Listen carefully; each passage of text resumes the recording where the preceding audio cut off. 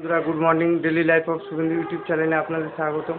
আমার শুরুটাই তো আমার গোপালকে দিয়ে করি, তা চলুন আপনারা আমার গোপালকে দর্শন করুন এবং গোপালের ভোগও দর্শন করুন। তারপর আবারও একটি মন্দির আপনাদের আমি দর্শন করাবো। তাহলে আপনারা আগে আমার গোপালকে দর্শন করে নিন, তারপরে যাব। আমার গোপালকে আপনারা দর্শন করুন।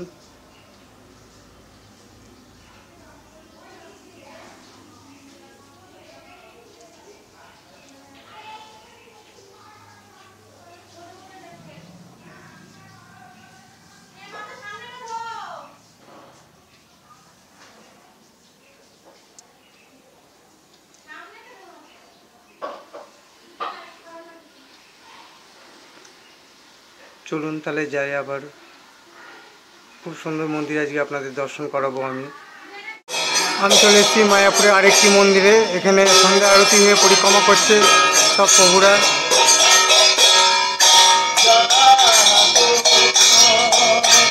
মন্দিরটা খুবই বড়।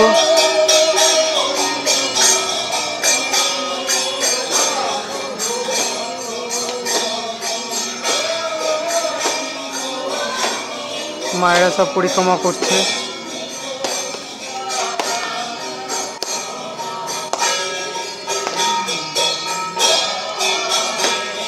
আপনারা দর্শন করুন, আপনারা আসবেন, ভালো লাগবে। এটা মায়াপুরে। আমার ভিডিওটা আমি এখানে